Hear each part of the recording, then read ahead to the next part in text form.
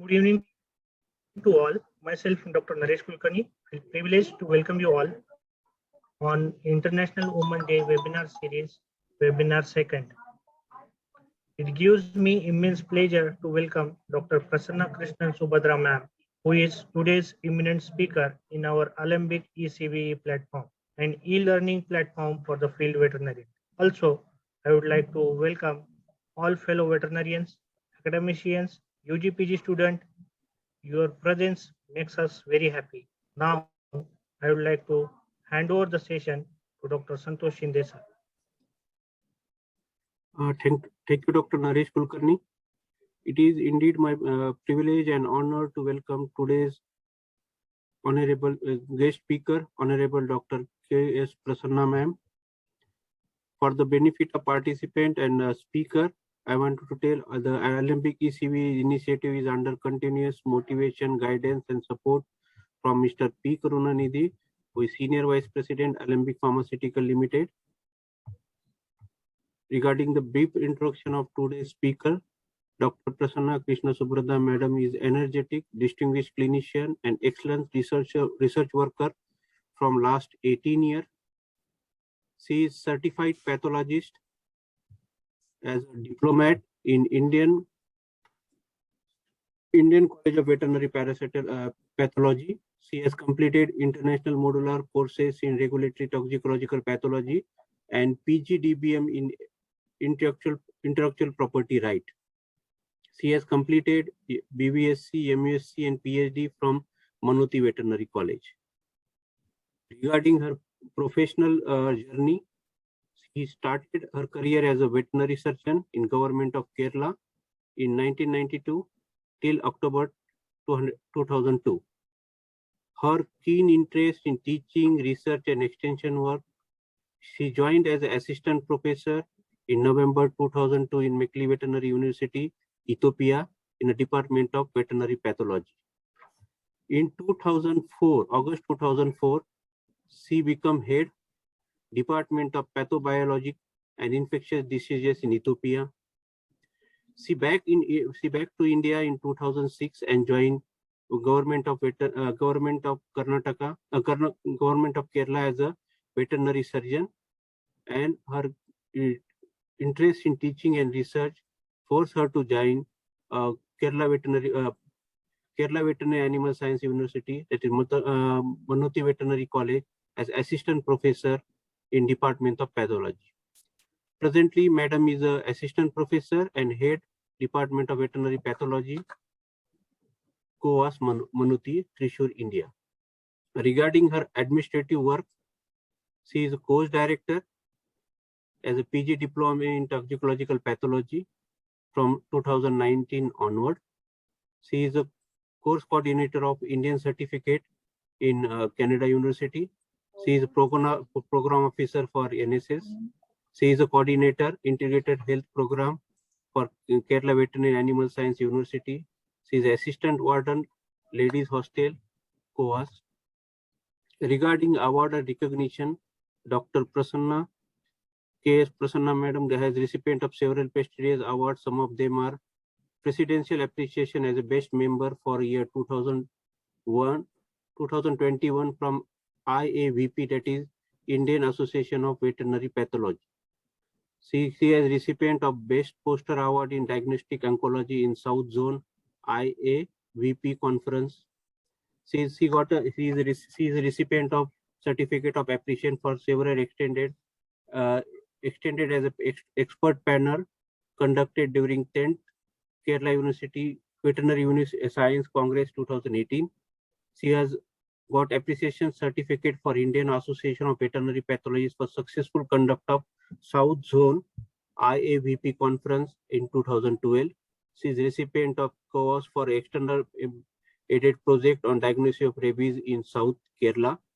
She got an appreciation letter from FAO for the study of IBD in Mekli University in Ethiopia.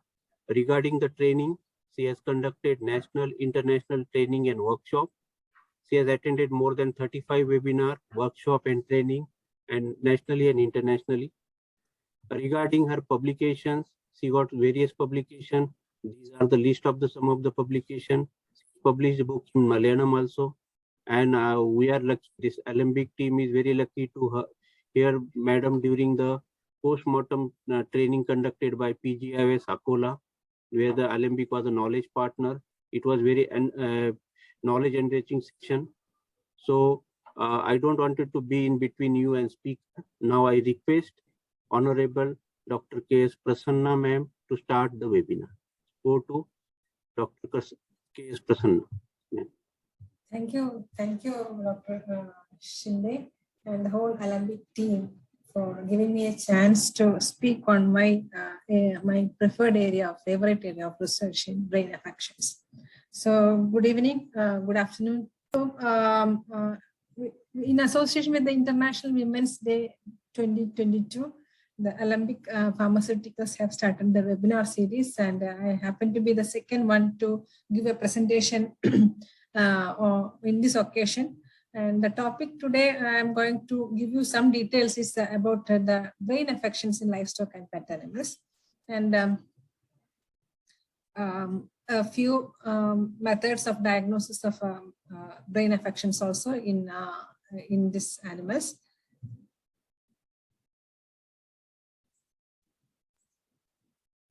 So regarding the brain affections, I need not explain to you the different features, the brain, the anatomy of brain, that is, it is bilaterally symmetrical organ. This is a cerebral hemisphere, cerebellum, vagus nerve.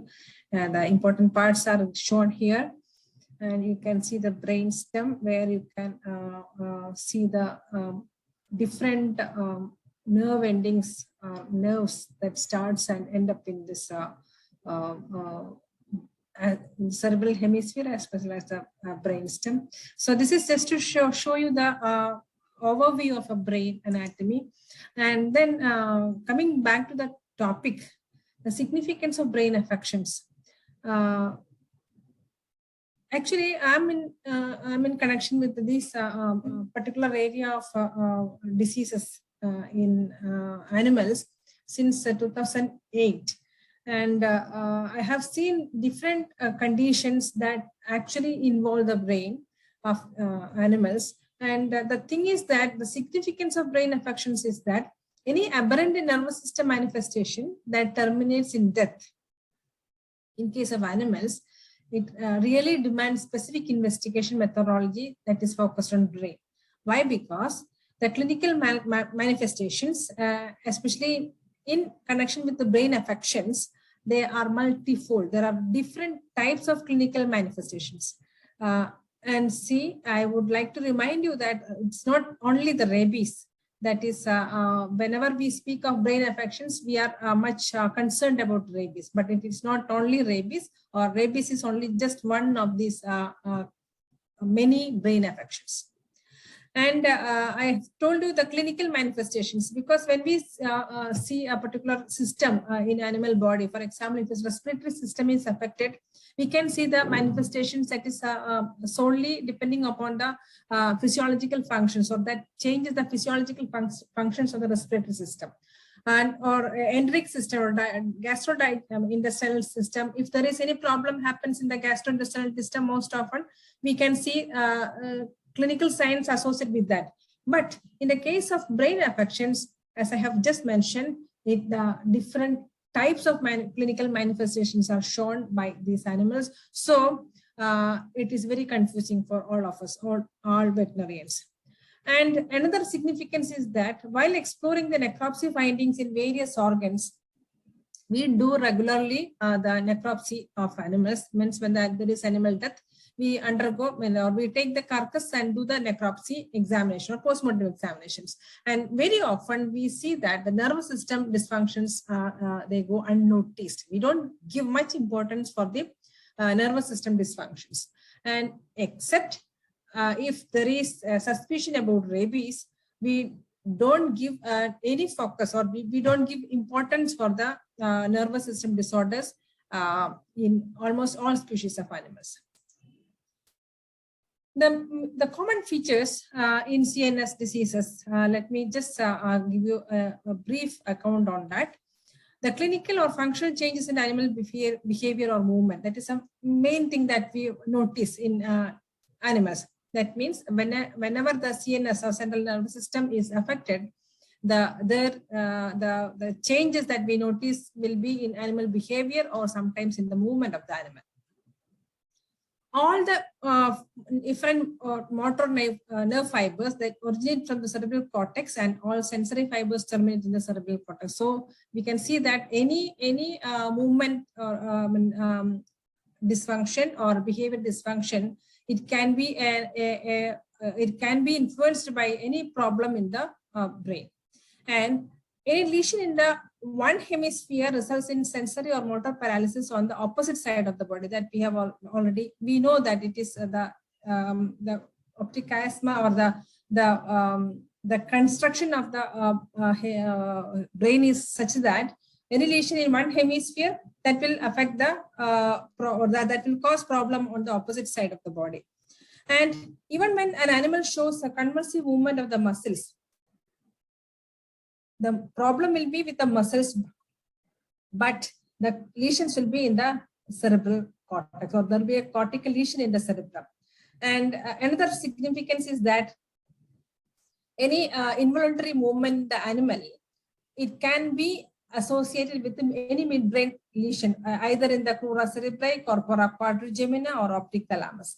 And if we find any incoordination or total incoordination of the body movement, we can also think of any cerebellar dysfunction in animals.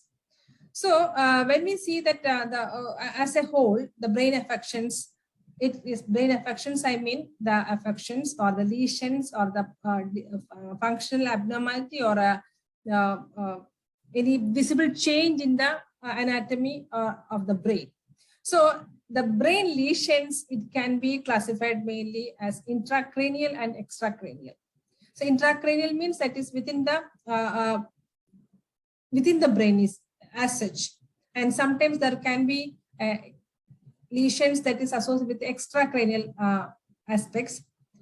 The intracranial can be again classified into solitary lesions and multifocal lesions, and the solitary lesions can be any hematoma, cyst or abscess or granuloma, infarct or neoplasia that is seen as a single lesion in the brain, or that is seen inside the cranium. And the multifocal lesions can be any inflammatory lesions, infarcts, multiple infarcts, metabolic or toxic or nutritional encephalopathies. And we will come to know what is a thiamine deficiency that causes, or hepatic encephalopathy. So the whole lesions can be either solitary or multifocal when it comes to the brain. And then there are different other category of lesions that is commonly seen, that is neoplastic, inflammatory, traumatic lesions that is associated with the brain. And when we think of the clinical symptoms, because whenever we see an animal that is sick animal, the first and foremost thing that we catch is the clinical symptoms observed or that is reported by the farmer or the owner of the animal. And in the case of brain affections, it is very difficult to differentiate whether the clinical symptoms it is having any CNS or a peripheral nervous system or skeletal or muscular involvement, because it is, I have already mentioned that it is multifarious and there are different types of clinical symptoms, and very often we find it very difficult to associate with a particular CNS, PNS or any skeletal or muscular involvement. At times there can be lesions in the brain without clinical signs. You may find brain lesions, but you may not find clinical signs. And sometimes you may find no lesions at all, but there will be neurological or clinical signs. And it can be sometimes in such a way that brain lesions will be there with the clinical signs. That we come into later. That means when we talk of different other diseases, we will see what are the different category or these, why we say that there is brain lesion without clinical signs. There is no lesions, but there is clinical signs, and sometimes we can see both lesions and clinical signs together. And in case of brain affections, when we go for diagnosis of brain affections in animals, we have to look into the premises of the animal or the management practices, that is especially in case of livestock. Because when you go to a farm or a flock of animals, there can be something that is you can pick from the premises that may give you some clue regarding the disease condition in the animals. So I would like to emphasize on certain sources of problems that may be helpful for you to find out or to diagnose the conditions, such as when you look at the premises or the surroundings of the animals, like such as lead paints, feed additives. And then in case of, if it is a swine practice or swine farm or pig farms, the swill that is fed to the animals, if it is in the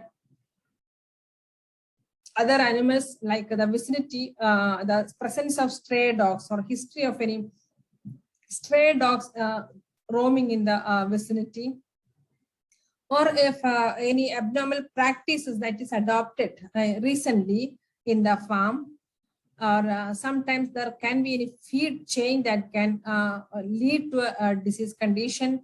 And some also in some conditions, you will also look into, or you have to look into the mode of death. That means the death pattern, whether it is a sporadic single occurrence, or whether it is a disease outbreak and mass mortality in the flock of the animals. So all these points you have to look into while going for diagnosis of brain affections in animals. So now what I plan is I will give you some details of the affections of the brain, or the conditions that the brain is involved in different species of animals.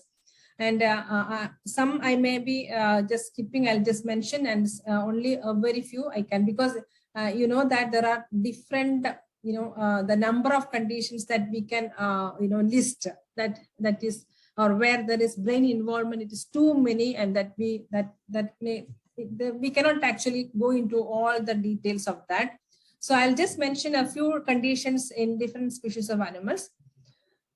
So when we think of cattle, the brain affections in cattle,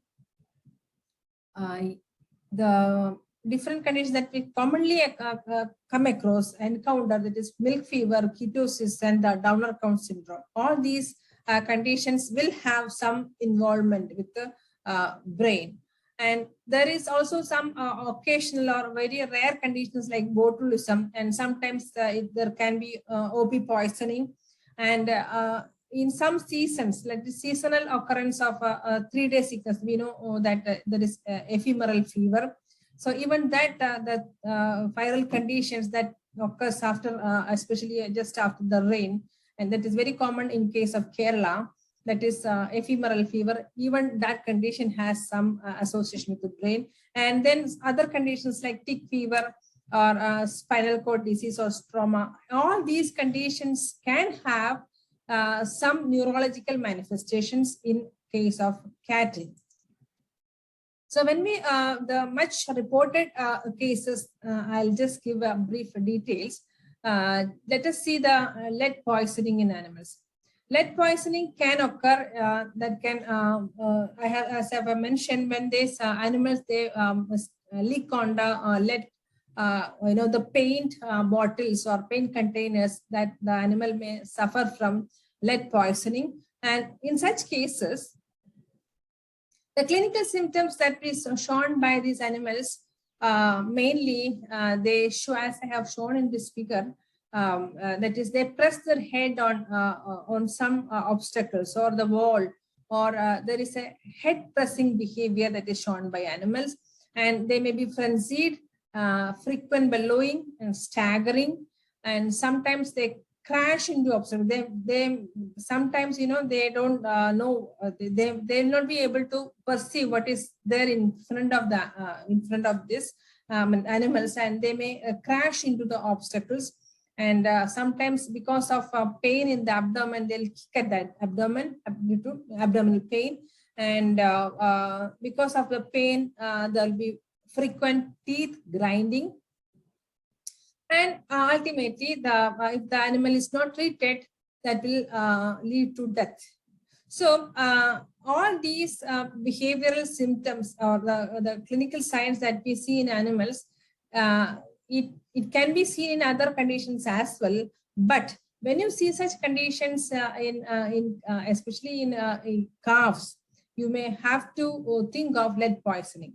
And other conditions in which you can see these clinical signs or the nervous signs are the tetany or staggers, hypomagnesiamic tetany, then PEM, that is polyencephalomalacia, and also sometimes this aberrant nervous symptoms can be seen in case of rabies as well. So it should be always, you should always think of this kind of poisoning, that is lead poisoning, when we see such aberrant nervous system functions in case of cattle.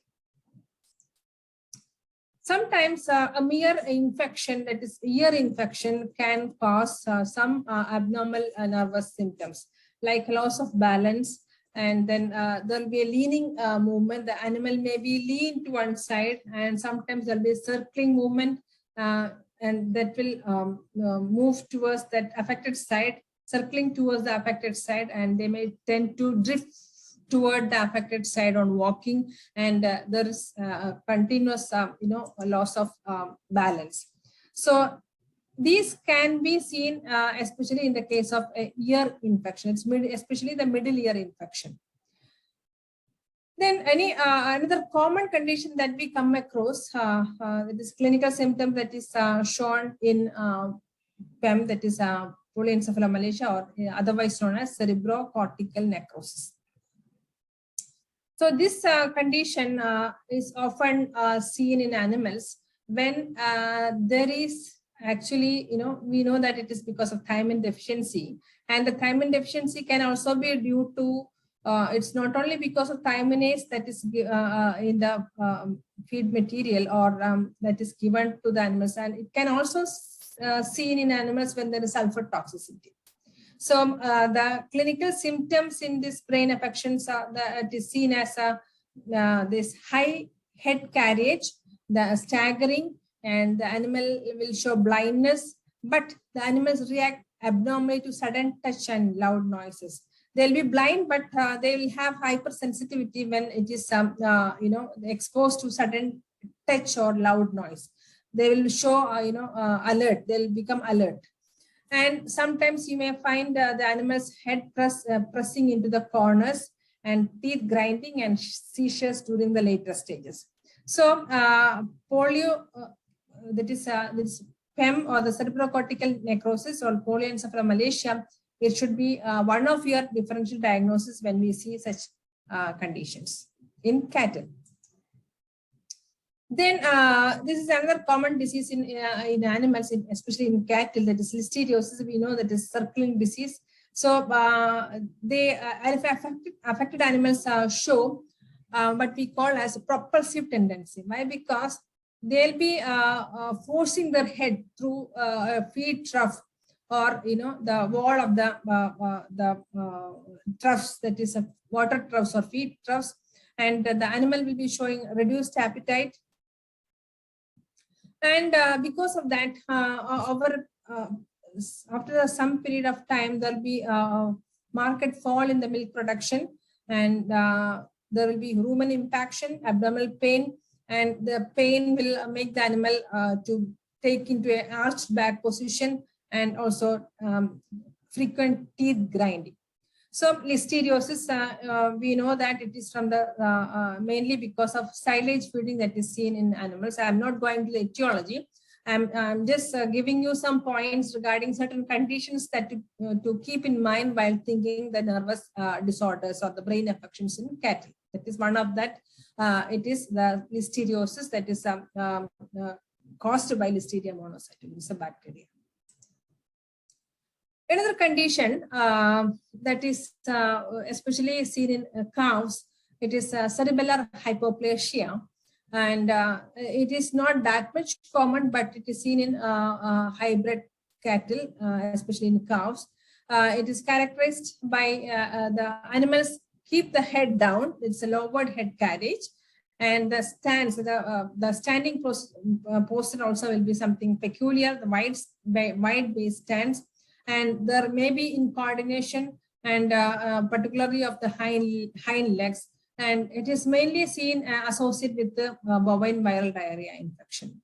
And this I want to just give you what is the condition, that is because the cerebellum, that is it is hypoplastic. It is very small in size in such animals, and after some time they may not they will not be able to survive, and that will succumb.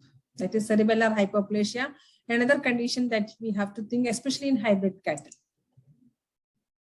Now, coming back to another livestock that is very important, that is pigs, common clinical signs in pigs that can be associated with the brain affections. Normally, what we see, there are different diseases actually that is concerned with the brain affections in pigs. The tremors, the animal will be showing tremors, then hyperesthesia, that means they'll be showing some hypersensitivity reactions, and sometimes dog sitting posture. That means the animal will not be able to bear weights on the limbs, and they'll be having dog sitting postures. And sometimes they may backward stepping or walking backwards, and then nystagmus, convulsions, and recumbency. In the lying position itself, they'll be paddling with their legs, then bloating, coma, ultimately that terminating death. So these conditions are associated with many other diseases, but you have to think if you find these conditions, especially in piglets, you have to consider one of the diagnosis, etiology as the poisoning. It is especially accidental poisoning with the selenium as well as organophosphate compounds. So think about piglets, that is nervous conditions with the tremors, and then recumbency, paddling, and the convulsions. You have to correlate with the history, and then you have to think, you have to collect information from the farmers about any chance of poisoning, especially because of OP compounds or selenium.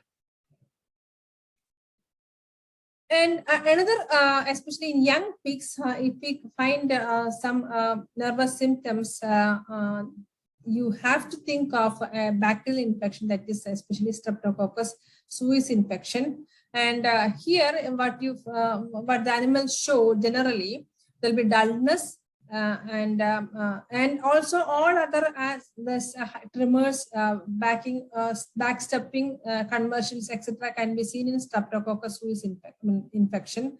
And sometimes, though it is not commonly seen in all the places or all states in our country, but certain, especially the northeastern parts, there rabies is also common in case of pigs. And when you see or when you suspect rabies in pigs, there can be one of the specific clinical symptoms that you may come across. It is apart from all these nervous symptoms that I have already mentioned, you may find loss of voice. The voice that's produced by the animals, it may be sometimes different, or there'll be sometimes loss of voice, and there is followed by death in animals. In such cases, you have to think of rabies as a possible etiology. And sometimes there will be tail biting and weakness, followed by weakness, and then there is tail biting. In such cases, especially in tail biting, you have to think of any abscess conditions that is affecting the vertebral column. It can be maybe an extension of encephalitis as well. And then another important condition is this water deprivation and the salt poisoning in case of pigs that can cause nervous dysfunction. Then other infectious, especially the viral disease conditions, there are different viruses that is associated with the brain dysfunctions.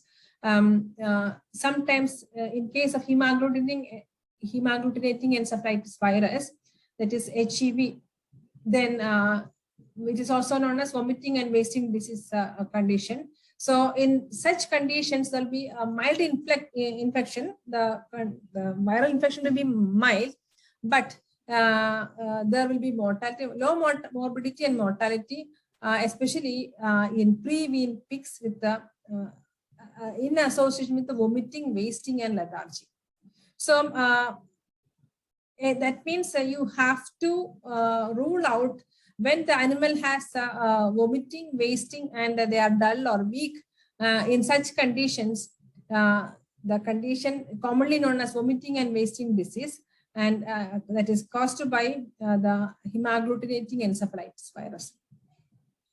Then there is another condition, viral infection itself, EMCV, that is encephalomyocarditis virus. And here also, especially it is seen in young and post-wean pigs.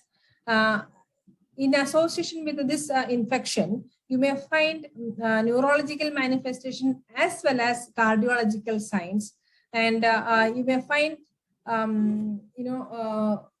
the lesions in the heart as well. So you can very well diagnose the conditions when you find some neurological conditions, and when you happen to do the postmortem examination and do the examination of the organs, there will be white streaks in the heart because of necrosis or infarction, and when you take such tissues for histopathology, you may find mononuclear cell infiltration.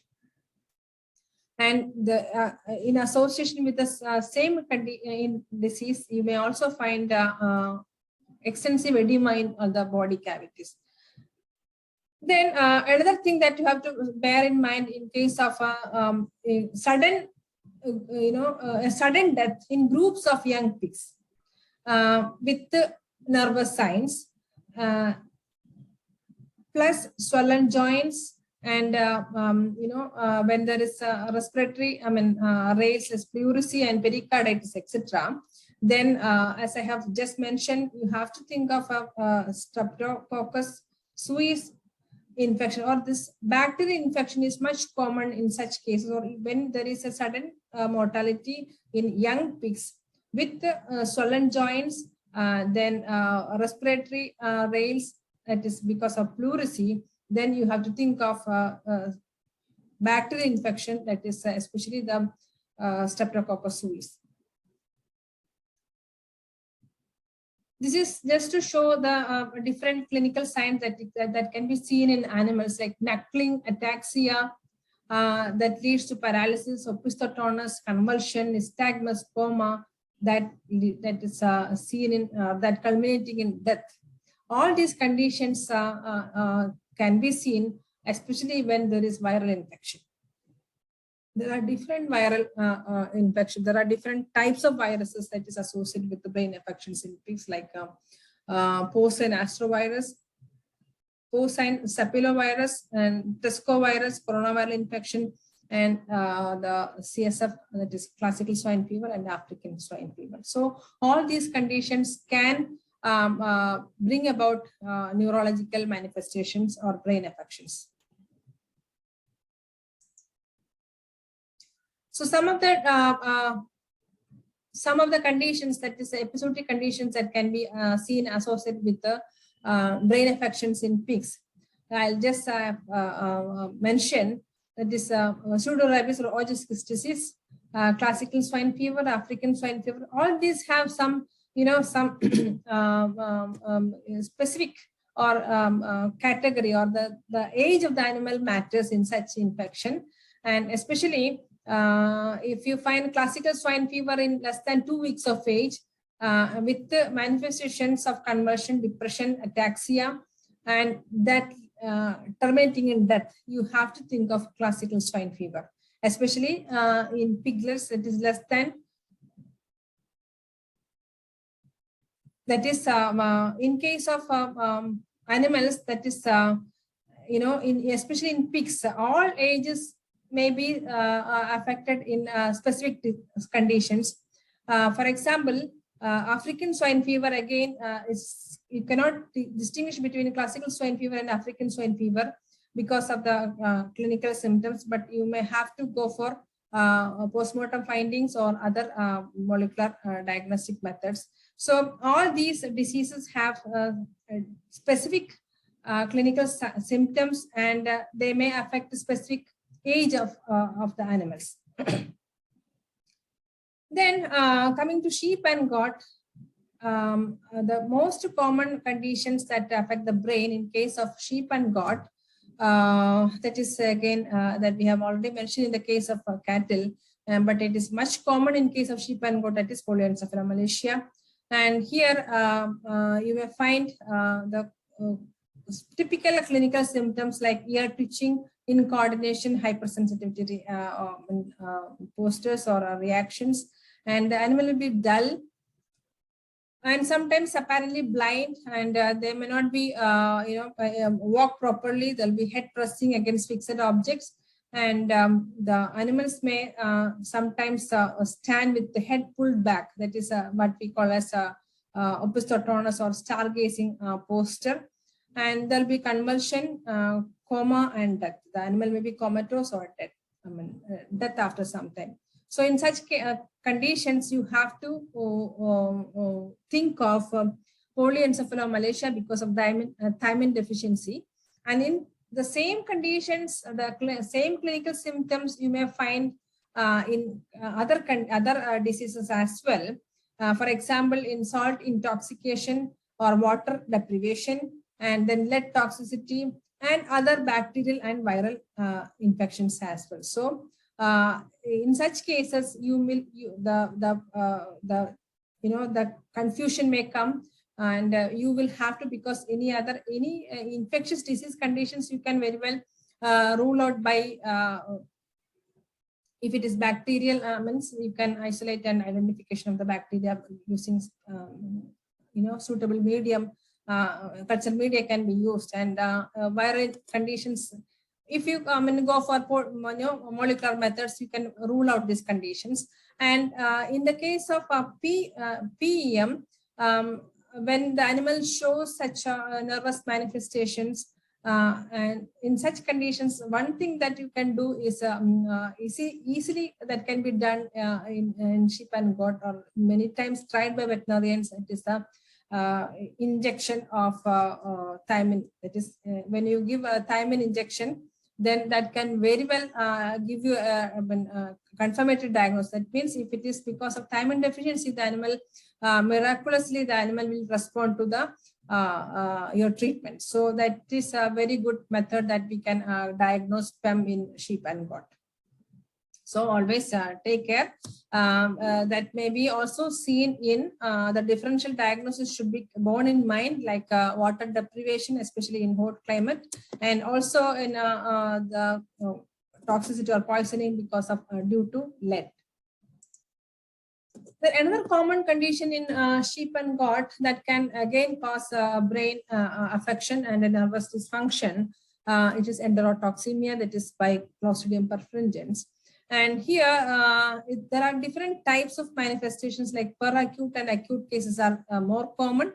And in such cases, the animals are found dead, or they die rapidly after short episodes of excitement and convulsion. So whenever you find such a, the mode of death associated with this particular nervous dysfunction, that may give you some, some clue regarding the etiology.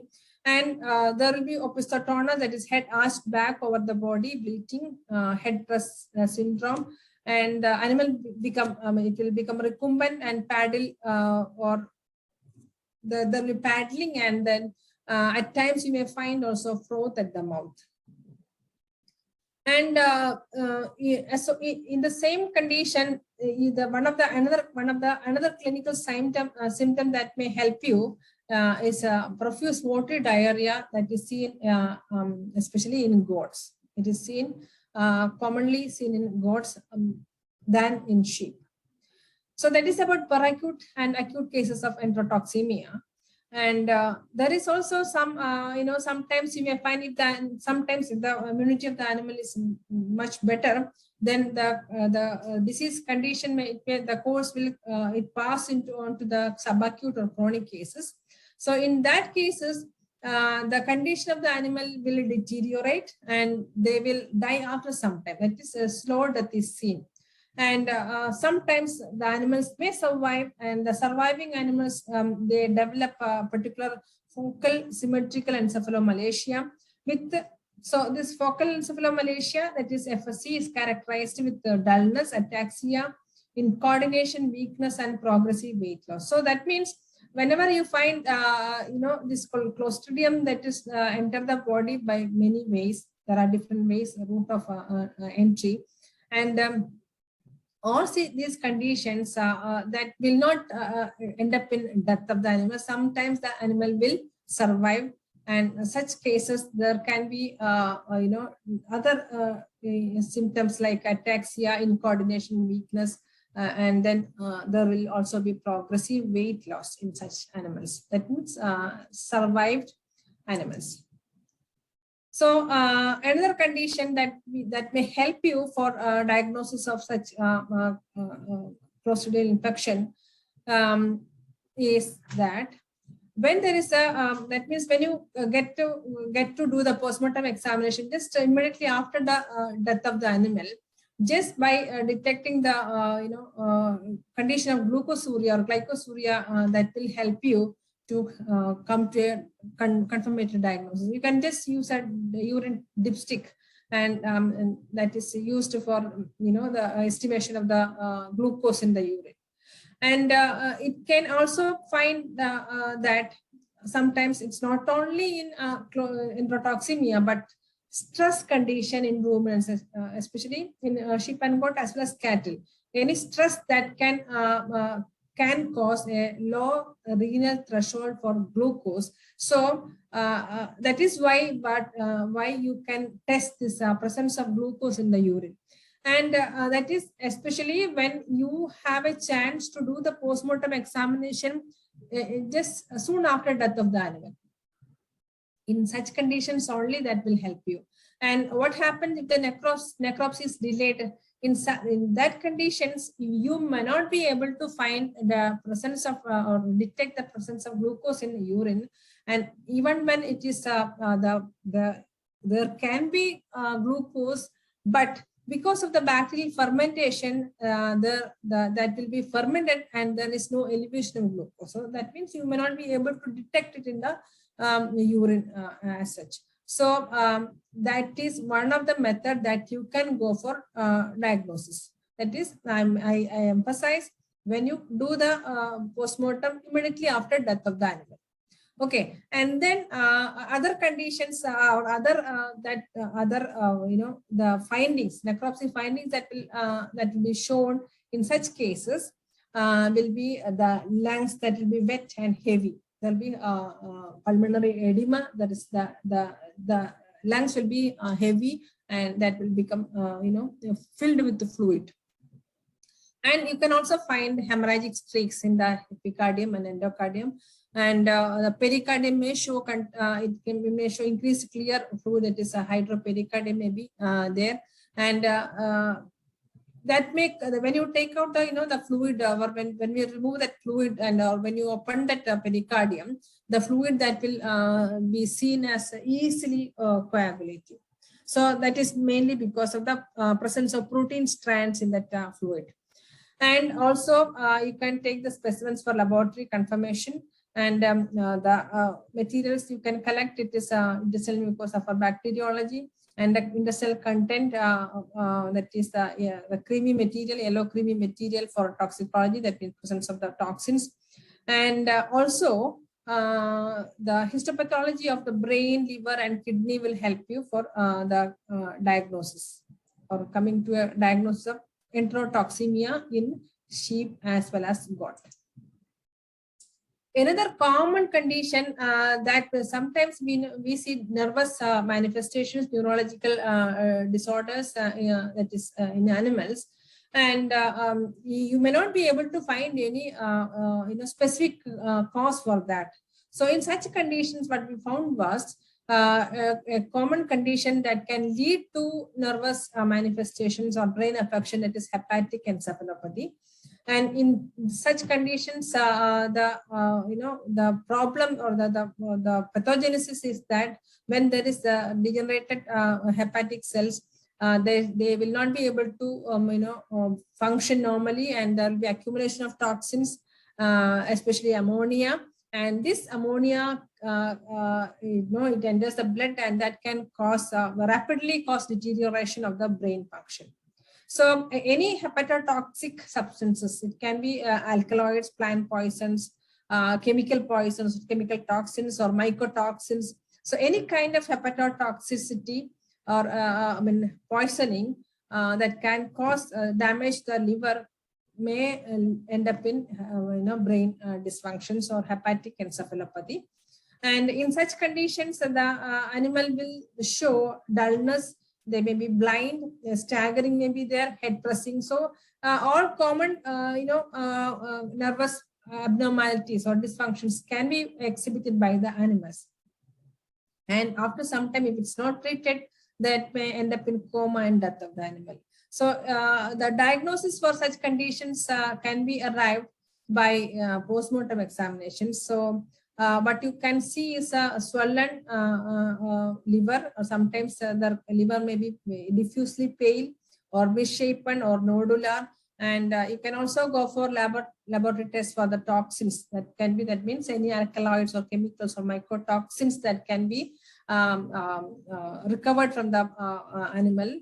And that is especially from the gastrointestinal examination. And then also the histopathology of liver will also give you some clue regarding the conditions of hepatic encephalopathy. Then another common condition, again in sheep and goat, that is nitrite poisoning. So you know that whenever there is scarcity of feed, the food, the animal will voraciously eat upon all the materials that may come across or they get. And especially the hungry animals, they feed on hay containing high concentration of nitrate. So what happens is the nitrate, that is the toxic material that actually cause problem in animals. So in ruminants, especially the rumen microbes convert the nitrate into nitrate. So even when the nitrate that is consumed, that will be converted to nitrite, and that actually causes the toxicity, especially when it enters the blood, absorbed in the bloodstream. And what happens is that will reduce the oxygen carrying capacity of the blood, and that may when there is alter the hemoglobin concentration, and then the capacity of the RBCs to carry the oxygen, that will be reduced, and just because of that, that will be hypoxia and death in animals.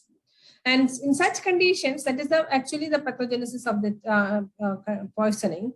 And the clinical signs will be weakness, ataxia, respiratory distress may be there, brown cyanotic mucous membrane. That is one of the main thing that you have to look into, the mucous membrane, the color of the mucous membrane. That will give you some conclusion or that some notion regarding the chance of poisoning. That maybe that is the brown or cyanotic mucous membranes will be seen in animals.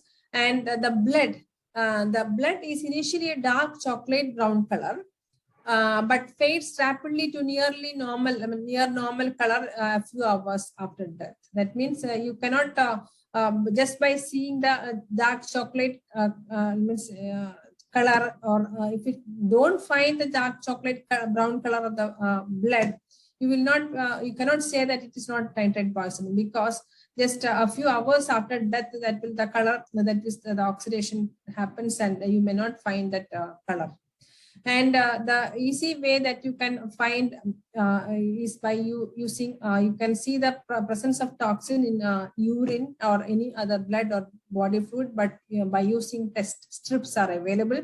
So these strips, you can just put it in body fluids, urine and blood, and that will give you the indication of the presence of the poison or the toxin.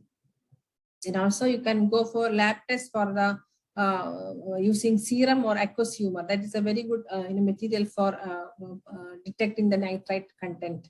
That is for toxicological examination. And another characteristic finding that we say it is a cherry-colored blood at the necropsy and history of feeding sorghum hay or hay feeding, especially the sorghum hay that may end up in nitrite poisoning. So in this case, you have to think of, it's not only because when you see all these symptoms and the conditions, you cannot confirm that it is nitrate, because the same clinical symptoms may also be shown in the case of cyanide poisoning, in case of especially in sheep and goat. But in that you have to give weightage for the history that is given by the farmers or the owner of the animal. Then there is another condition that is associated with the transportation of the animals. So sometimes, just after transportation, long hours of travel, the animal may show some, neurological or nervous disorders, especially in conditions of tetany, that is commonly known as transit tetany. So when there is stress or when there is food and water deprivation in transit or travel or long transport of the animals, that can be sometimes associated with hypocalcemia and sometimes may complicated by hypomagnesemia, and that will end up in tetany. And it is also seen when animals are grazed on lush pasture, and it can also be it can also be seen when the animals are fed with heavy feeding with grain or pellets just prior to transport. They all that will activate or it will precipitate the condition. And sometimes when it is also seen when the animals are forced to exercise immediately after transport, that can also increase the risk of this condition. So now commonly the animals may show restlessness, incoordination, aggression, knuckling of the hind legs, staggering, falling down, lateral recumbency, and you may find froth coming from the mouth, grinding of teeth, and comatose and death in animals. So just always, whenever the animals are transported for some time, or when they are traveled or put on travel for such a prolonged time, you must always think, and the animal, if they succumb to, means like they show certain nervous disorders like incoordination or aggression. Sometimes they may also show some aggressive behavior. So in such conditions, you have to always keep in mind it may be because of tetany, that is precipitated by hypocalcemia and complicated by hypomagnesemia. So in such conditions, clinical history again come to your help. So history of transport and clinical signs will give you some indication. And unfortunately, you may not find any lesions on necropsy, but the laboratory confirmation can be done by examination of serum for the calcium and magnesium concentration. And also see that it can also be seen in polyencephalomalacia, lead poisoning, exhaustion, and in such conditions you can rule out the especially the laboratory examination of the blood, that is serum examination for calcium and magnesium, will give you some diagnostic indications. And another thing is that in PM and lead toxicity, the animals may show sometimes, not all the time, but it can they may appear blind in some conditions, in some instances.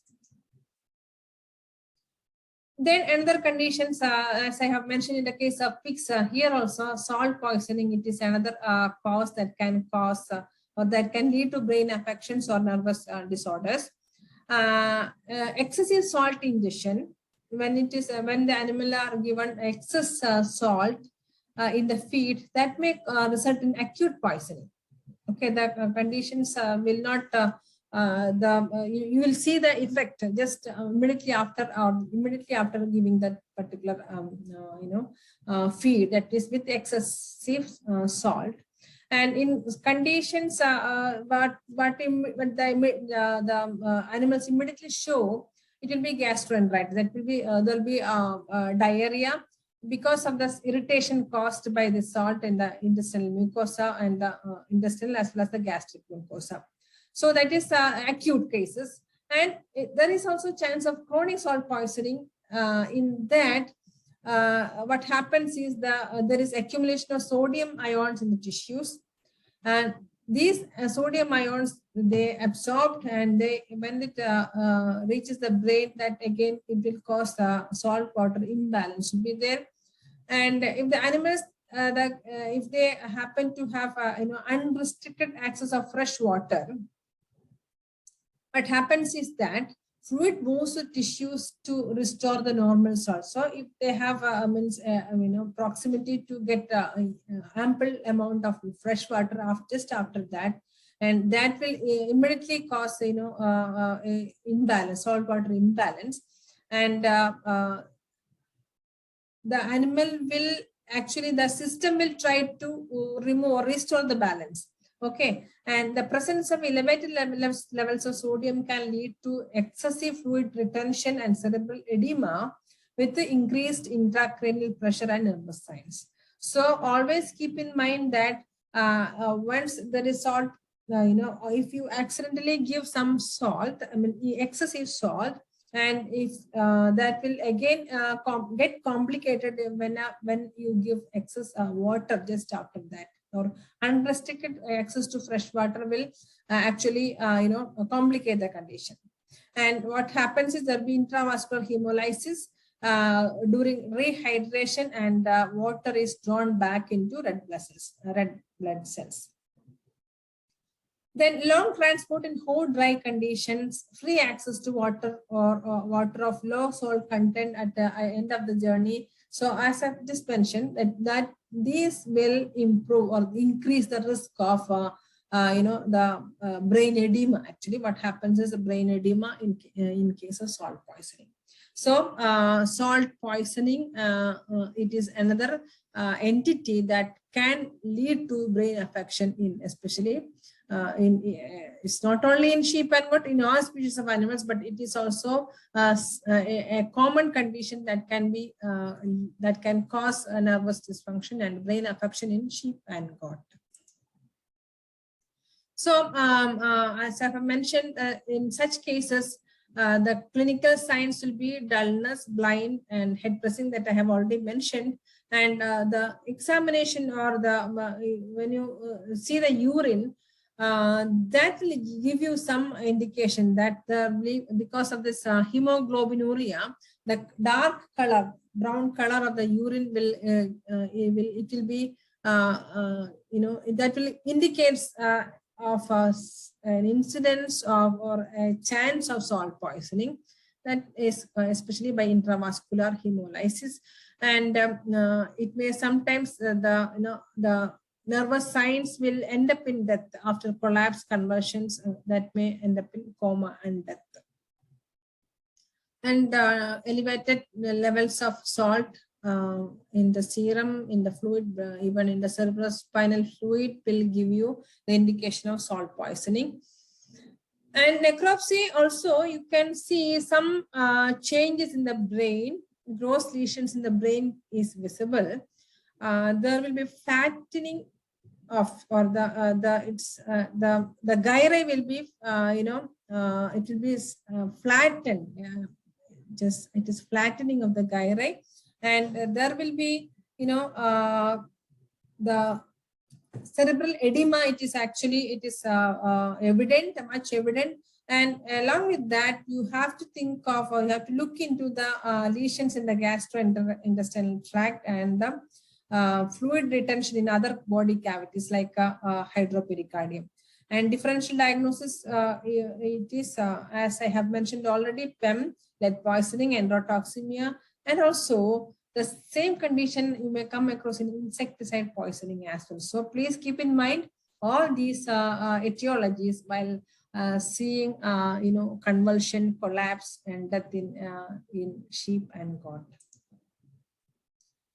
Now when I was mentioning about conditions, different conditions that affect the brain and that culminate in nervous dysfunctions in livestock.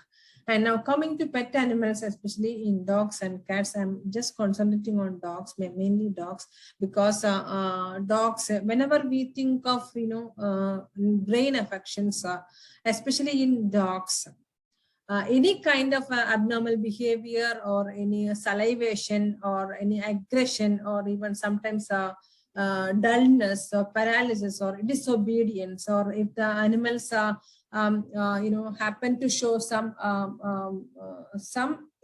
kind of abnormal movement or gait abnormality, posture abnormality. So always people are afraid of these kind of nervous dysfunctions, especially in dogs, just because it can be associated with a fatal disease known as rabies. So there are, just want to emphasize that it's not only rabies that can cause nervous dysfunction in dogs.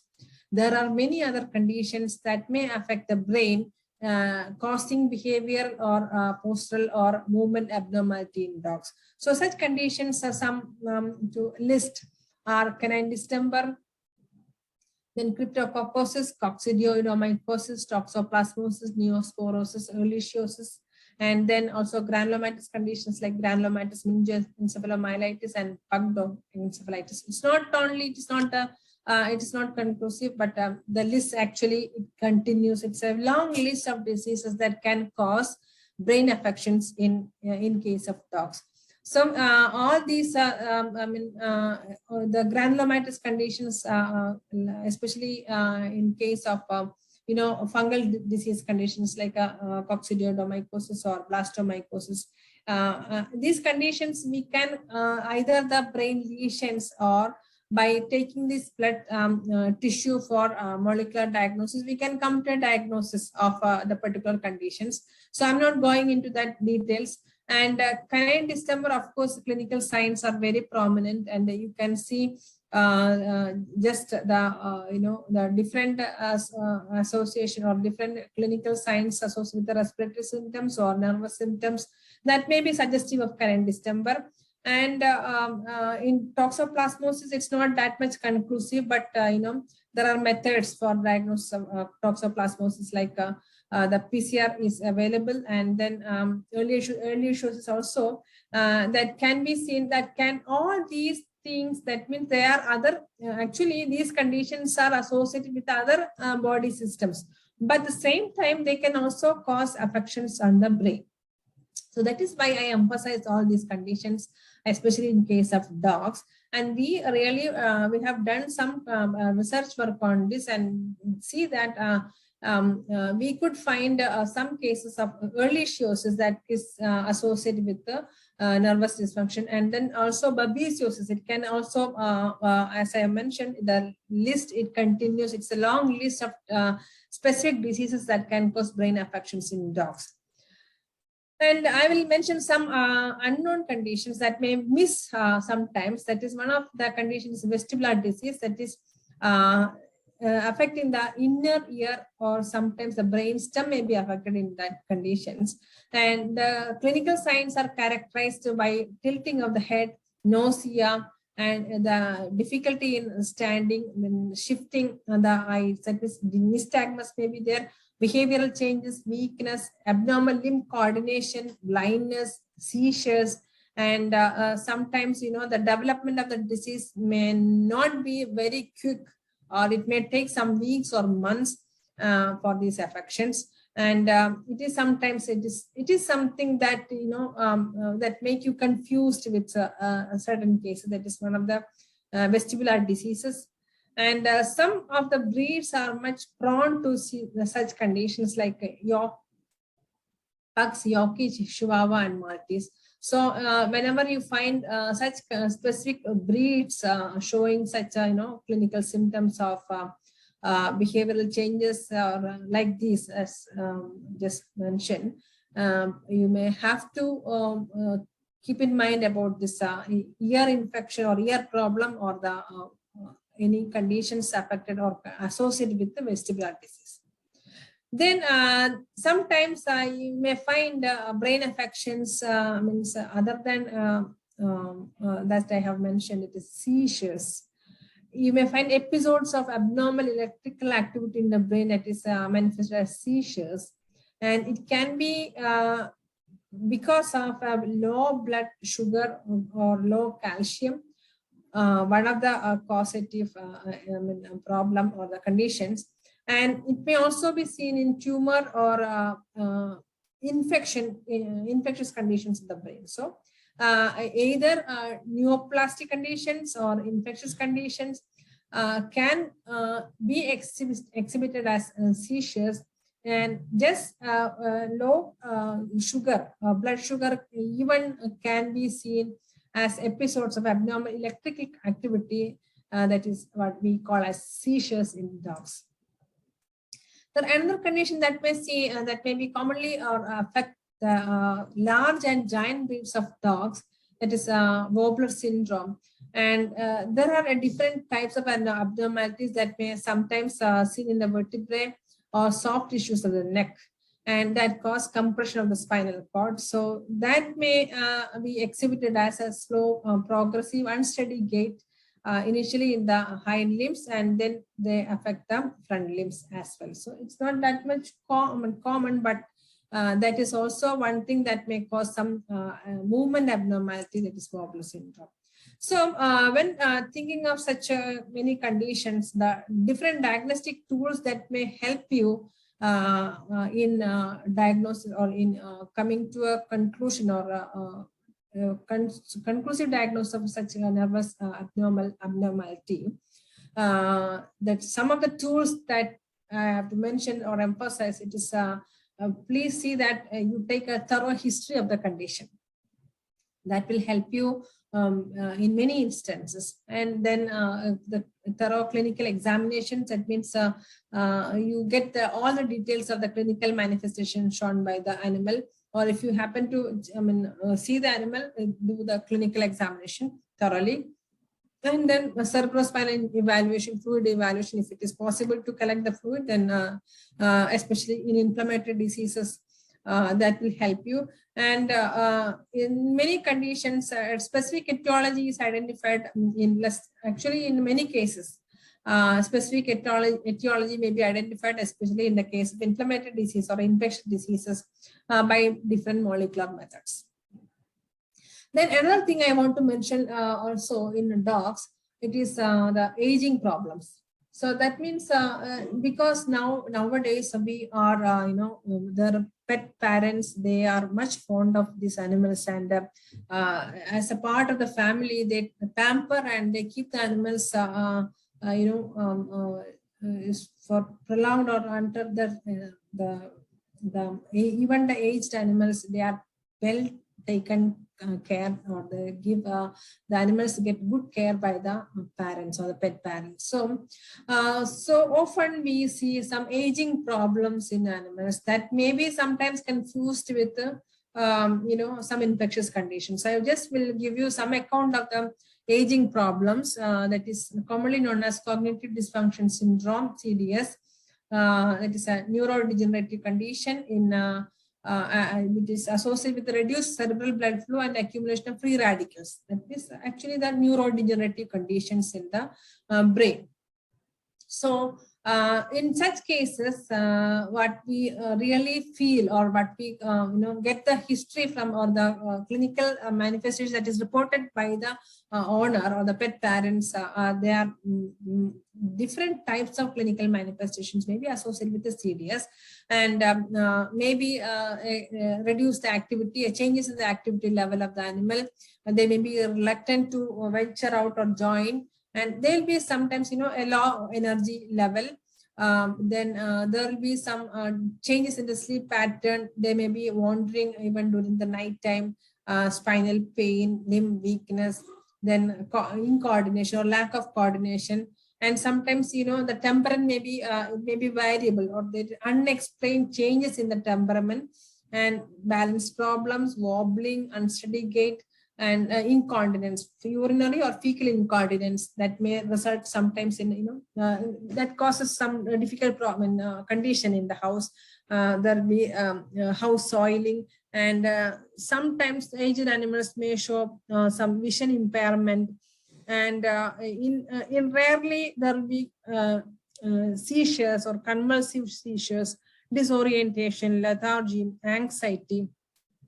So whenever see all these conditions, see that it can be a part of the normal aging process in dogs. So you have to give an allowance for these problems in case of older animals. And how do we diagnose such conditions? So but we have in our college itself, we have done one research study on this, on diagnosis of what are the different conditions of associated with aging in dogs. So we have seen that certain when we get such such animals for autopsy or necropsy examination or postmortem examination, what we found was some cases there was the reduction in the size of the brain atrophy is associated with a reduced weight and size, and there will be a reduction in the number of brain cells. And as we have seen or as we heard about, or maybe hear about in case of dementia in human beings, the same thing can happen in case of aged dogs with accumulation of this amyloid plexus, beta amyloid plex. That's a protein that accumulates and damages the brain cells, and that will inhibit the functioning of the brain, normal functioning of the brain. So that may develop, and that will end up in dementia, or what we call as Alzheimer's, or such problems in the animals, especially older animals. And there can also be some hemorrhages, micro-sized hemorrhages, and with interruption of blood flow to the brain. And that will, of course, reduce the oxygen supply to the brain cells, and also some changes in the neurotransmitter levels. So all these can be associated with the aging problems. Or that means when you find such a nervous dysfunction in animals, and if you happen to do it's not normally done actually, because the parents, pet parents are much, closely attached to the animals, and they don't leave the animal for postmortem exam. But just as a part of the research study that we have conducted, we could see such findings in the aged animals.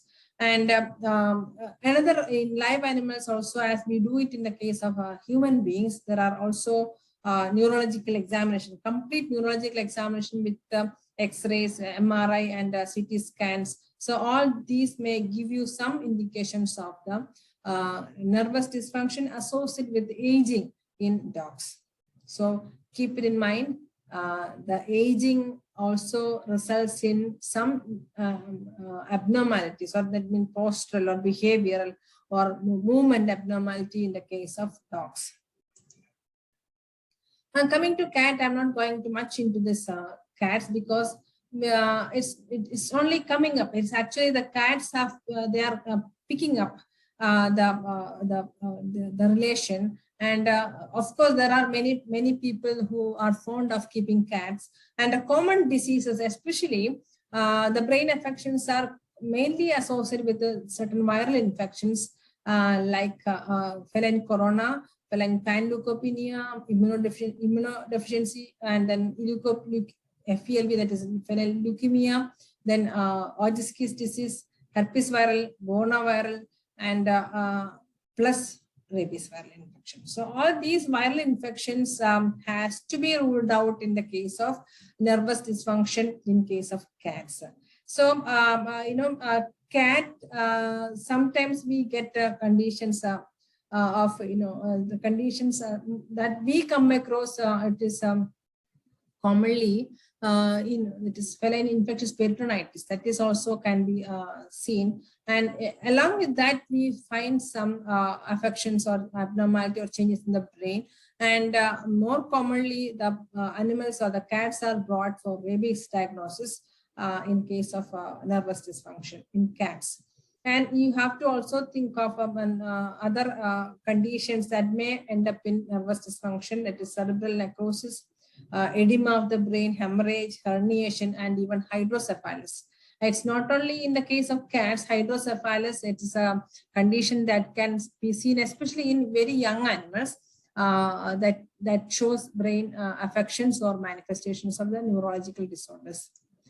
And the different tests for diagnosis, when we think of a diagnosis of these conditions, the localization of lesions is very difficult because especially in the case of tetanus or rabies or heat stroke, electrocution, poisoning due to strychnine, organophosphorus or lead. So any of these conditions, we cannot pinpoint the location of the lesions. It is very difficult. You may even sometimes don't find any lesion, any gross lesions. So in such cases, the identification of the etiological factor is the best confirmative option. So in that case, as I have mentioned, you have to get a very good history that will help you in coming to the etiological diagnosis of the conditions. Then, of course, there are different histopathological staining procedures or microbiological identification, cultural identification, toxicological methods, then antigen antibody reactions, FAT, then histochemical analysis, etc. So all these can be sought out for coming to a diagnosis of these conditions.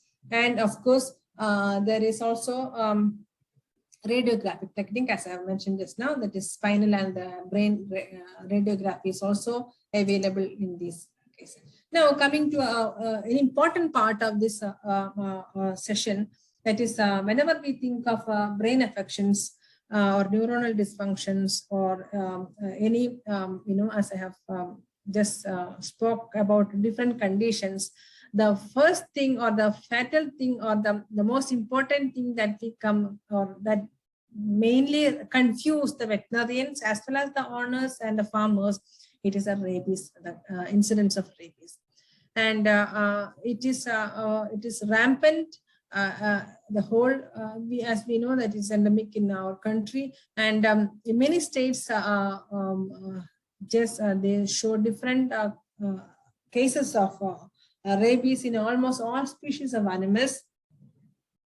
So while we go for a rabies diagnosis animals, we have to collect as much as possible the essential information on the clinical signs, the vaccination status, and the history. You have to take a good, good amount of, you have to emphasize on the clinical history of the animals. So mainly, especially, it's not only in, as we know, it's not only in dogs, cats, and all livestock animals. All are prone to, or they happen to get affected by this particular viral diseases. So especially the rabies. So it's not only in animals, but even human beings, they are much prone to, and many deaths are also involved with rabies.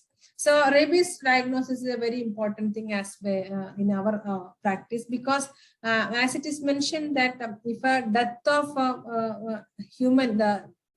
death because of rabies, even in human beings, that ultimately becomes the responsibility of the veterinarian, because we know that it's only through the animals, human beings get the disease. So especially in dogs, it is one of the most important source of infection is dogs or dog bites. So when we think of the condition in dogs, the importance of history, it has to be given maximum significance, because we know that vaccination is much, it is a vaccine preventable disease. Very good effective vaccination procedures are available in case of especially almost all species of animals can be, they get the immunity or the resistance against this disease through vaccinations.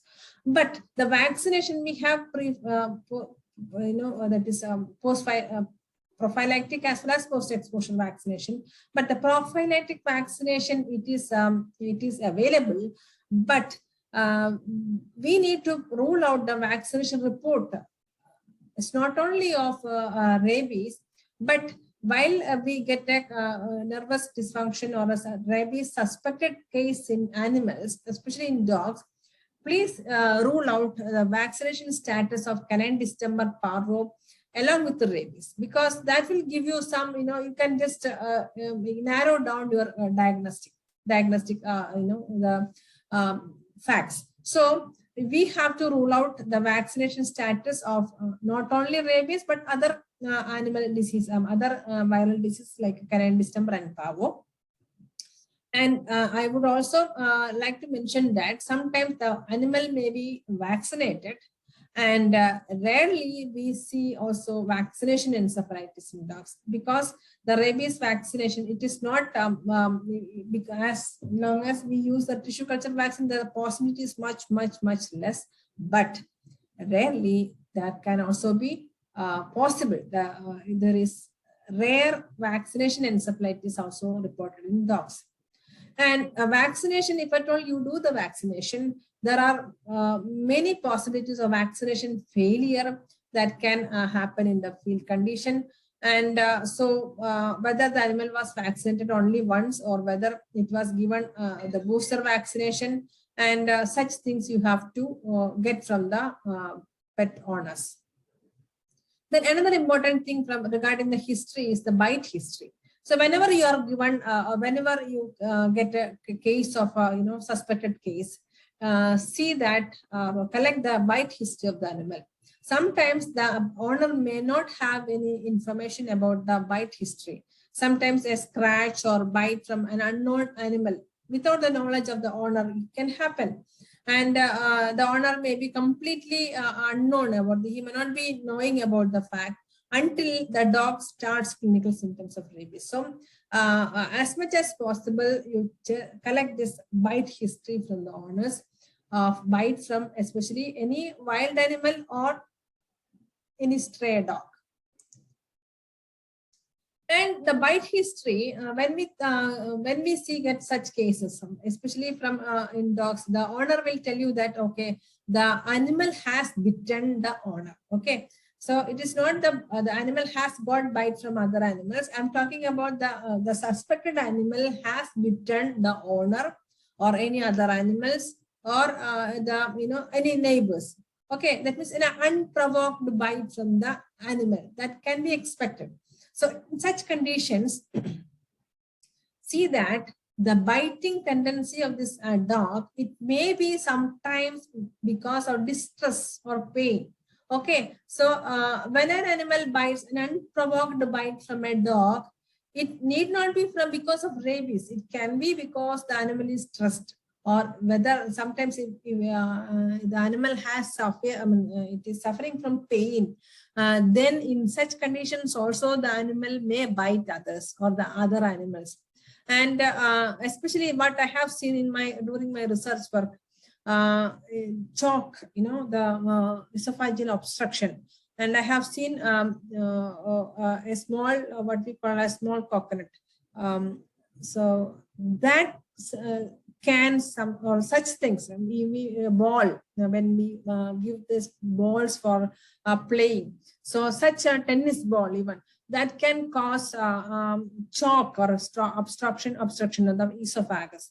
So there's such condition the animal be, of course, obviously it will be under distress. So that it may not be able to drink, it may not be able to eat, and there will be salivation. So that can cause the animal to bite other persons or its owner itself. And sometimes another thing that I have seen, it is parasitic load. When there is many times, especially young pups, if we are not periodically deworming the animal, there will be a heavy parasitic load in animals. So that can cause distress or pain, and the animal may bite. Okay, and another condition that again can cause it is some structural impairment like torsion. You see, when there is torsion of the intestine like this, there may be can be torsion or intussusception of the intestine that can cause pain, and the animal may bite. So in such cases, all these cases, the bite history may be there, but it's not because of rabies, because there are many other conditions that can lead to unprovoked bite in dogs, especially. And such animals under distress, they may be showing disobedience also. They may not be, responding to your call.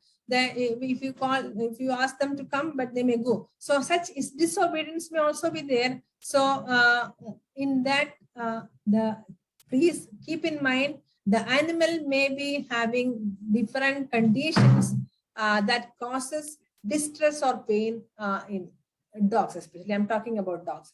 And when we think of clinical manifestations in other species of animals, especially these days, we get a lot of cases in cattle and also sheep and goat. So almost all ruminants, what we see, it is profuse salivation, erratic gait, then there'll be bleating or bellowing and frequent micturition. That means they'll be continuously or frequently urinating, and then champing of jaws, pawing on the ground. We have, many of you might have seen such conditions of clinical manifestations of rabies. So such conditions, you may get some, notion that the animal is suffering from rabies. And in such cases, we leave many times the animal will not survive, and maybe after within a week or time, the animal will die. If it is really rabies, means the animal within what we see is within a week time, the animal will die. So in such cases, the necropsy findings will have to be taken care, because you may get some information from the necropsy findings, because it is all suspected cases of rabies, because it may not be rabies all the time. So what we have to look into it is conduct a general systematic examination of the carcass. So a general examinations for any injury on the animal's body, and then you have to if you have all the conditions or conveniences to conduct the full necropsy, do go for that. So you decapitate the head and see the open the skull and see the meninges. And many times you may not be able to find any lesions except for some meningeal congestion. And sometimes you may also find some cloudiness or abnormal thickening of the membrane, the meningeal membranes. It may be sometimes give you that as it is seen in the case of canidistemmer or parvovirus infection. So just the thickening of the meningeal membrane, it can be seen in other viral infection as well. And sometimes you may find jaundice, like if it is in the case of infectious hepatitis or leptospirosis. That means the animal had shown some clinical symptoms of rabies. But when you do the postmortem examination, you are seeing some specific gross findings or gross lesions that will help you to rule out rabies or other conditions. That's what I want to mention here, emphasize here. So what is the importance of necropsy in such cases? So if you are seeing some manifestations of jaundice, then it can be because of infectious hepatitis or leptospirosis, and even sometimes hepatic toxicity, as I have mentioned about hepatic encephalopathy. So in such conditions, you will find cerebral or nervous manifestations. And sometimes you may find the engorged vessels, like cardiovascular dysfunctions may be the cause, and that can cause acute cardiac failure and sudden death. And even in that condition, the animal may show some rabies-like symptoms. So such heart attack, I should say, it is really the heart attack that we see in heavy breeds of animals like a GST, Rottweiler, Great Dane, etc. So in such conditions, you can very well come to your conclusion, or your assumptions may be supported by your postmortem findings, like engorged blood vessels and cardiovascular dysfunctions. Then sometimes you may find brain edema. Okay, when you do the postmortem examination, if you happen to see brain edema, that may again give you some clues. That is maybe because of any liver dysfunction or kidney. It can be a hepatic encephalopathy or renal encephalopathy. So which can lead to fluid accumulation in the ventricle, that is seen as brain edema. So all these cases. So in suspected animals, if you are able to do a detailed postmortem findings, many times you can rule out other conditions as well.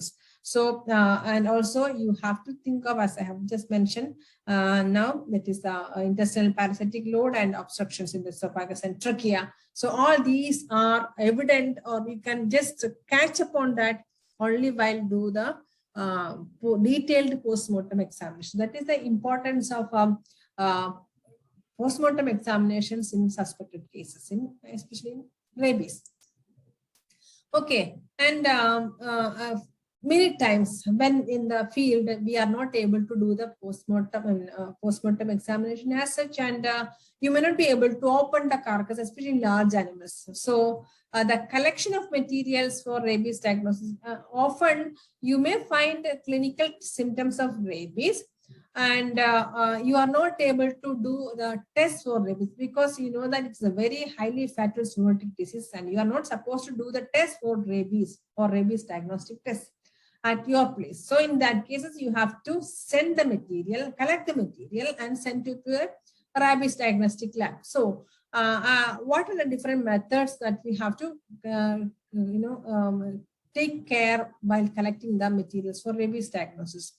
So this is one of the case that we have attended, that is where we have adopted a open skull cap method. That means the calvarium or the skull we have cut open, and we have exposed the brain, and again what we normally say, it is when we give some, when we will do it in carnivorous animals, we take the hippocampus, and in case of omnivores or the herbivores, we go for cerebellum. So it's not like that.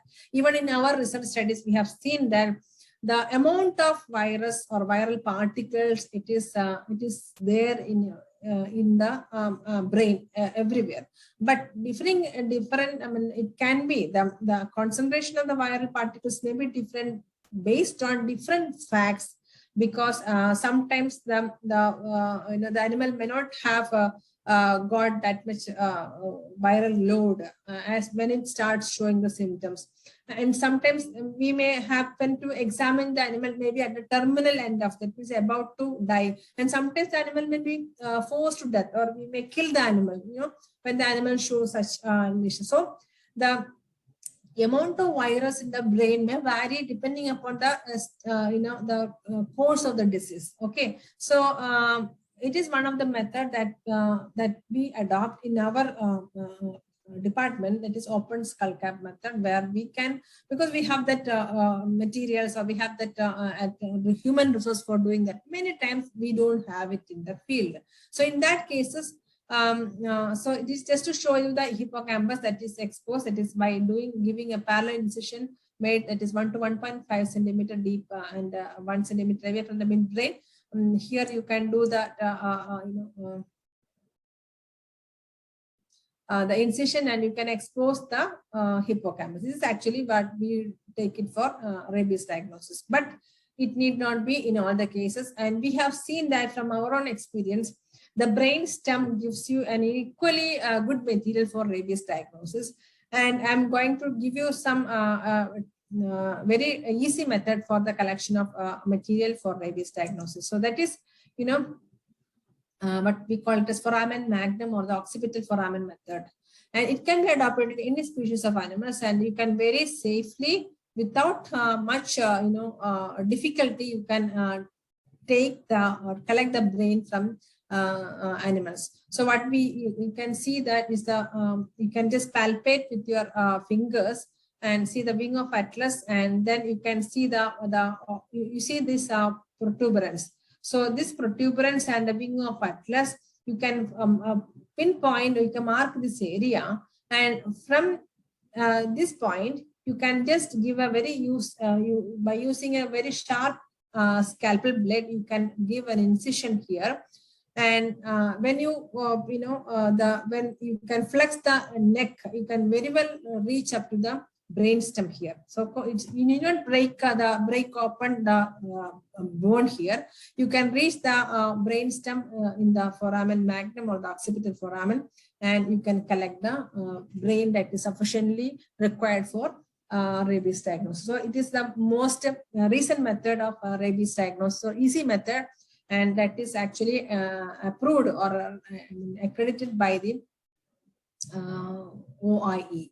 And even the WHO, they advocate this method for a collection of brain for the rabies diagnosis. That means you need not open the skull, just the material that is the very good material that is sufficient for rabies diagnosis, you can collect by this easy method.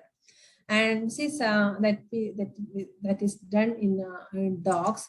And also we have done in this particular method in goat. It was a case of a goat because that it was late in the evening that was brought to our department, and there was nobody to take care of the full postmortem examination. So what we did was, even in the what we see here, it's a vehicle that is brought that used to bring that animal, and in the vehicle itself, just by opening this foramen magnum, reaching this foramen magnum, we could collect the brainstem and we could do the rabies diagnosis. So I would like to enforce or emphasize all the field veterinarians, please do this method. At least you can rule out rabies. But I will never advocate it. Otherwise, if you have the facility for doing the postmortem examination, the complete postmortem examination, you go for that. But at least for ruling out the rabies, this method, it's a very easy and very convenient and very protective and safe method for collection of brainstem. Okay, so once you collect the brain, because I have mentioned that it is, you cannot do that test for rabies. There are certain rabies diagnostic laboratories in the country where this is done. So you have to transport this material to such laboratories. So how do we handle and transport this specimen for rabies diagnosis? So here is the importance of triple packing method that is again advocated by the OIE. What they suggest is that 3 containers you can use for packing this material. The one is a primary container, as you see like this. This is a screw cap bottle, plastic bottle. You can take the what you can see, it's using the straw. We have taken the brain sample. So you see, using this is just the AI sheet or any straw can be used like this. You can aspirate the material in the syringe and then transfer the material carefully into the bottle, and then there's it has to be kept in a secondary container, and it can be a suitable Ziploc bag, and you keep this container in the Ziploc bag, and then these thing, it has to be kept in a third container, tertiary container for shipping, and there you can use a thermocol box or a thick walled container, preferably a thermocol box, and it has to be kept under frozen condition, or you have to keep freeze or frozen cool packs or gel packs as a cushioning material, so that it will not get damaged or contaminated, or it will not decompose the material. So this is how the material has to be transported to the rabies diagnostic lab. Okay, I think again this is also not very tricky or troublesome. You can get this such screw cap methods. Bottles can be kept in the hospitals, and A sheet will be available in your place, and you can use it. And you of course always take care. You have to wear the gloves. It is mandatory that you wear the gloves, and also if possible the gloves, the goggles, that means to cover your eyes, and then the apron, the whole PPE precautions should be taken, okay, because no doubt it is highly zoonotic, and there is we cannot it's not cure for this disease, okay. So what we do with this material that is transported, once it is given to the rabies diagnostic lab, the commonly do, what we go for is a direct fluorescent antibody test. That is a gold standard, considered as gold standard. And then there is also RT-PCR, but it is little time consuming method. DFA, I'm not going into the test details for that. We using fluorescent microscope, we can detect the apple green fluorescence. And there are other tests like lateral flow assay, that is using a rapid rabies antigen test kit. Different companies are now, sensitivity, it has to be tested, and you can very well do, as I have shown in this, like card test that we do for other diseases. There is a LFA for rabies as well, but take care, it may not be always 100% confirmatory. And then the age-old cellular staining method is also there. And again, it is very troublesome and it's very time consuming, very, it will take you much of your time to find out the, the neurons that contains the negri body. So again, using cellular stain, you can find out, or you can diagnose, but it is, again, it's not adopted regularly nowadays. Then the latest method that the WHO advocate is a DRIC method, that is direct rapid immunohistochemical test. That is, again, the advantage is that it does not require any fluorescent microscope, because you know that fluorescent microscope costs some amount, 10 to 20 lakhs. So without this expensive microscope, you can do this DRIT, but it requires some specific conjugated antibodies for that. And then for confirmation, again, there is mouse inoculation test that also cannot be done in all laboratories. It requires certain specific biosafety levels. So the commonly done method, it is a DFA or method. And then in research labs like what we do, we also go for RT-PCR. Okay, so these are the tests for rabies diagnosis. And then just to show you how it appears in, this is from the OI reference laboratory at Bangalore that we have got this method. So this is the rabies positive brain sample. So what we see, it is the specific apple green color of the conjugated, that is the antigen in the viral antigen has taken the FITC stain. That is with the conjugate with the antibody conjugate with this FITC, and that gives you this remarkable apple green fluorescence. And it need not be always like a clustered like this, because fortunately you can see it in the neurons itself and in the axons. But sometimes you may find it, if the neuron is disrupted, you may find it in the neuropil or the brain tissue as well. So this is how rabies positive brain samples show up in direct fluorescent antibody test.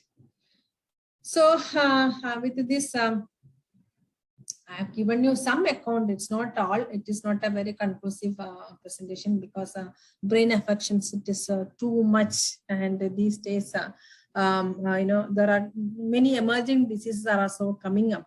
So affections of the brain, it is not able to be completed with the one talk, but I have just given you a brief account of such conditions. And before I end up, I quote from Hippocrates. So it's said that all the most acute, most powerful, and most deadly diseases, and those most difficult to be understood, fall upon the brain. So it's often like that.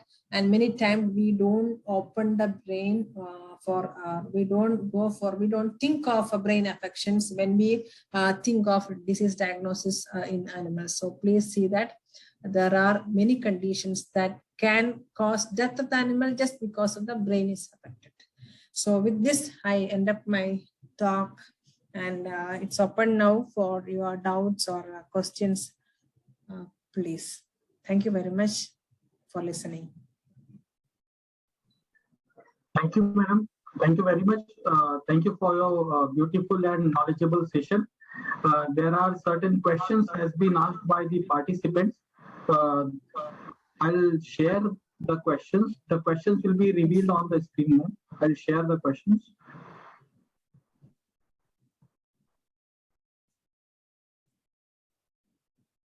Okay, please. Yes, ma'am. With my experience, I'll try to answer. I'll make it a PPT presentation first.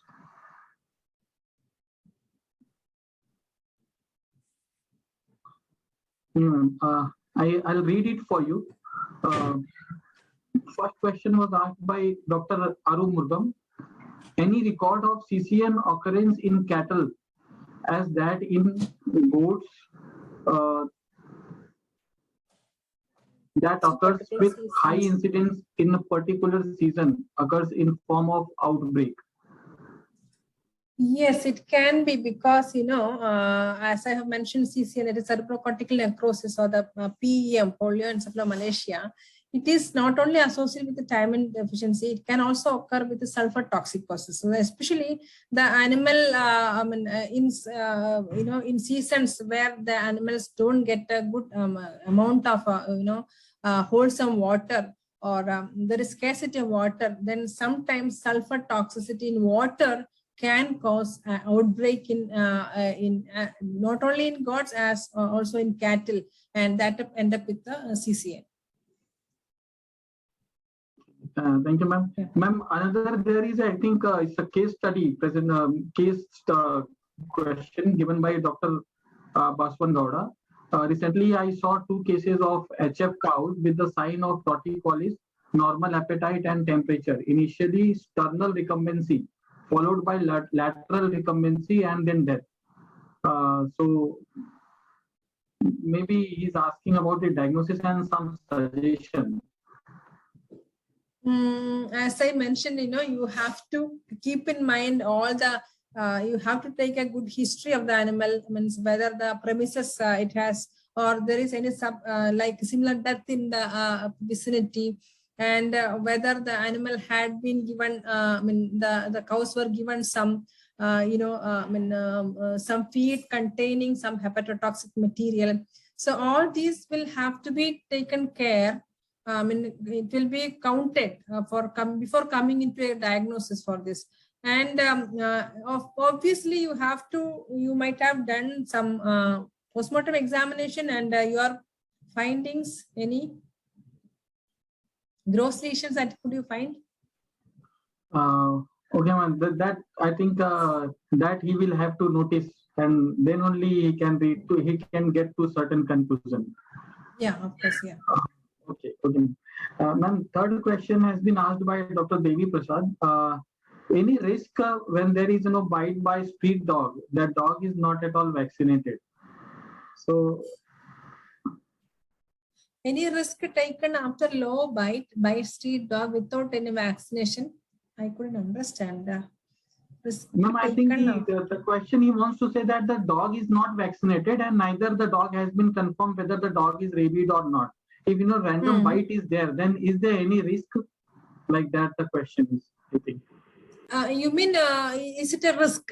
Of course, it is a risk. I should see that if it is in endemic area, and of course, if it has proximity to some, accessibility to wild animals, especially in our place, what we do is, what we see is that even, the mongoose, sometimes they may come and they may cause attack. So any place where there is access to wolf or any wild animals, the street dog may, we don't know whether they have got any scratch or bite. So in such cases, if it is unknown, any unknown dog bite, you may please take care and take the risk. You have to be very careful and take the vaccination. That is my advice. Okay, ma'am. Thank you, ma'am. Just one. I have, because of this question only. Just I wanted. This is my personal question, ma'am. Sometimes we see that if any dog has bitten to us, then we'll have to observe for 10 days whether the dog dies or what about that particular concept, ma'am? Is it really worth or like any dog has? Yeah, because it has some sense because, you know, we do not know the animals when the animal starts showing symptoms. So, and of course, the symptoms, it may be because of many other things. Okay. So if it is normal case, the animal, we don't see animals survive after 10 days. Okay. If it is rabies, they don't survive much. So preferably if you, if you observe the animal in 10 days, if it is really showing symptoms, that will succumb to death, or it will die. Okay, okay, yeah. Thank you, ma'am. This is from my experience, I am telling. Okay, ma'am. Okay, ma'am. One more question by Dr. Vikas Chauhan. How PEM can be differentiated from GID or listeriosis and middle ear infection? Of course, it's all other infectious like a GID or listeria or infection, middle ear infection, all by, if it is bacteria, we can cause cultural isolation and identification. And you can, as I have mentioned, PEM, you can see that it is, especially if you give a short of thiamine injection, if it is PEM, it will thiamine deficiency, it will definitely come back to normal. And in other cases, you may have to go for the isolation and identification of the etiological agent. Then you will come to a diagnosis, a conclusive diagnosis. Okay, ma'am. Thank you, ma'am. Ma'am, one question has been just posted in Q&A box that I have not mentioned, but I'll read it. Just now it has been posted. What would be standard line of treatment? In general, I think Dr. Deepak Kulkarni, he wants to ask what would be the standard line of treatment associated with brain affections? In general, I think he's asking. What? Question line is, of treatment? Yeah, what would be standard line of treatment associated with brain affections? Okay, first the treatment, of course, every treatment should be after coming to a diagnosis. So please look into the different points I have mentioned regarding the diagnosis, because I have mentioned different conditions of brain affections. So you have to rule out one by one. For example, if it is a GOT, you have to think of PEM, infectious conditions, and even salt poisoning, so like that. So accordingly, you have to choose the way of line of treatment. Okay. Okay, ma'am. Thank you, ma'am. These were the questions posted by the participants, and with this, the questions which has been asked here it ends. And now, ma'am, on behalf of Alembic Pharmaceutical and all the attendees, I would like to express the vote of thanks for your nice presentation. Good evening to one and all. What a knowledge enriching session it was. On behalf of Alembic Pharmaceuticals Ltd, myself, Dr. Amit Singh, would like to express my gratitude to Dr. K.S.Prasanna Madam for sharing her practical experience on diagnosis of brain affections in livestock and pet animals. Definitely, madam, your excellent presentation will benefit numerous field veterinarians and postgraduate students across the country. I thank to all the participants who shown their keen interest in this webinar. I would like to thank Mr. P. Karunanidhi sir, Senior Vice President of Alembic Pharmaceuticals Ltd, for his consistent guidance, motivation, and encouragement to organize such useful webinar for the benefit of field veterinarians. I would like to also thank you. Dr. Santosh Shinde sir, Mr. Rajesh Kumar Sarma sir, Dr. Sanjay Radkar sir, and Dr. Naresh Kulkarni, along with entire field force of Alembic, for their wholehearted effort to make this webinar successful. I would like to thank everyone, and last but not the least, to all the participants who have helped for smooth conduction of this webinar. Thank you, ma'am. Thank you, one and all. Thank you. Thank you very much. I'm happy to take any more questions through you can send it by email. Because I'm in this field working for a long time, and this is my favorite area. So please post your mails. Thank you very much. Thank you very much. Thank you so much. And thanks, Alembic. Thanks a lot. It's our pleasure, ma'am. Thank you.